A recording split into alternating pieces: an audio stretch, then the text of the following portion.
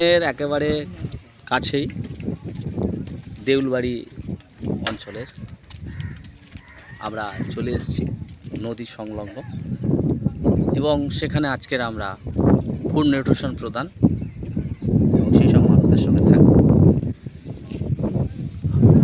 আমরা অটো করে এসেছি, আমাদের মধ্যে উপস্থিত আছেন জয়দেববাবু আছেন, ইসুবাবু আছেন। তুলসীঘাটা সংকল্প ট্রাস্টের পক্ষ থেকে আজ আমরা উপস্থিত হয়েছি সুন্দরবনের দেউলবাড়ি অঞ্চলে।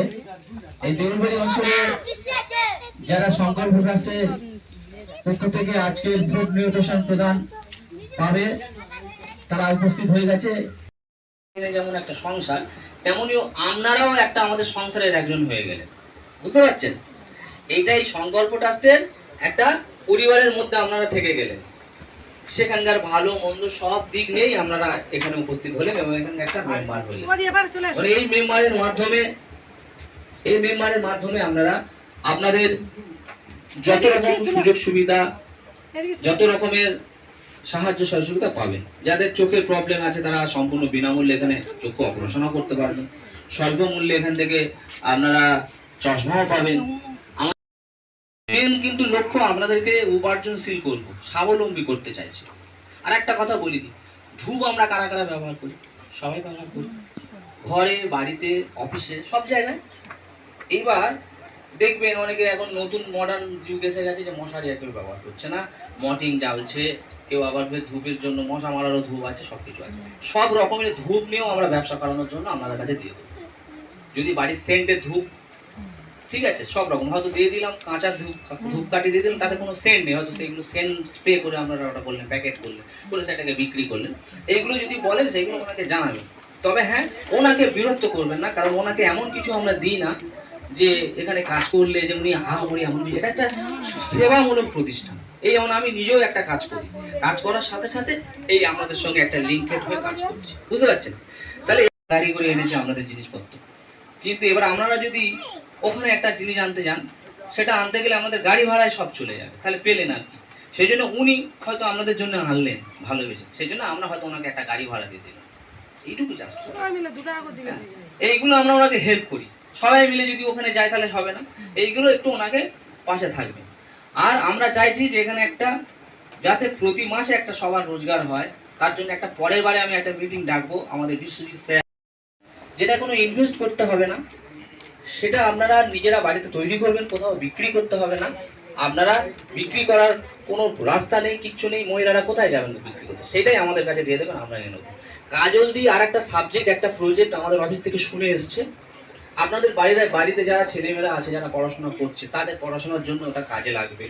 বাড়িতে আমাদের যে আমরা ব্যবহারের জন্য যে বিভিন্ন ধরনের রান্নার সামগ্রী বলুন বা বাজার করার সামগ্রী বলুন, সেগুলো স্বল্প মূল্যে আপনারা পাবেন, একদম স্বল্প মূল্যে। এবং স্বল্প মূল্যে পাওয়ার পরেও আমাদের এখান থেকে একটা ছোট রোজগারেরও জায়গা আছে, সেগুলো একদিনে সব বলা সম্ভব হবে না।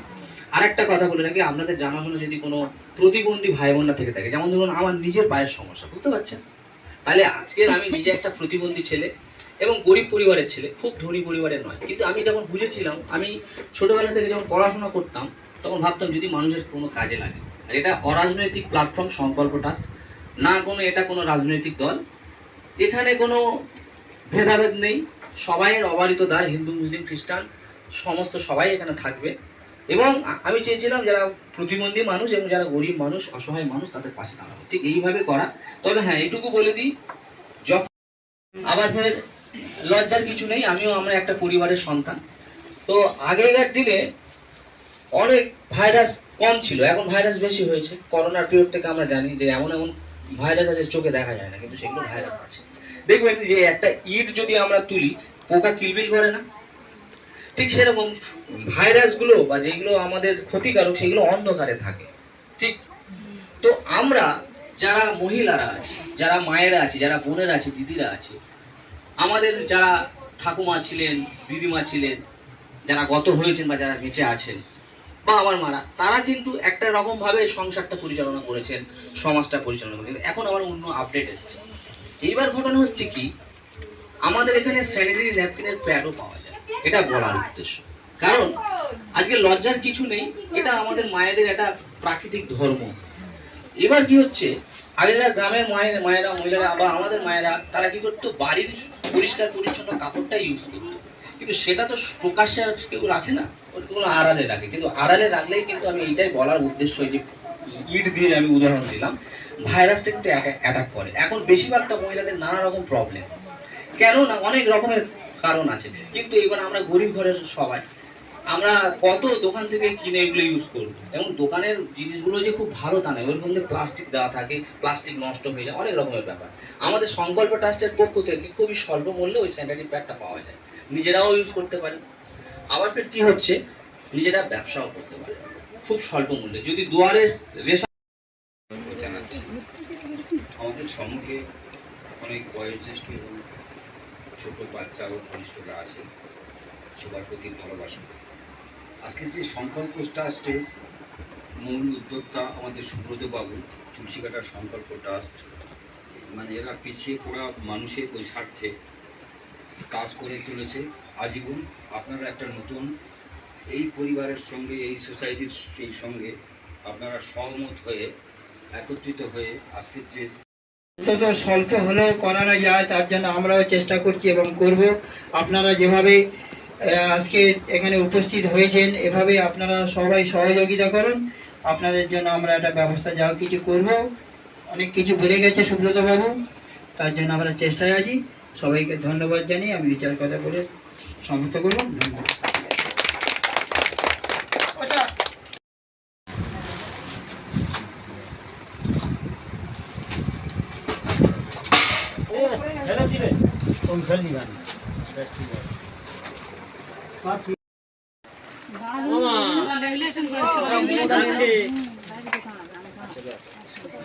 করোনা প্রামাণিক চলে আসুন, করোনা প্রামাণিক।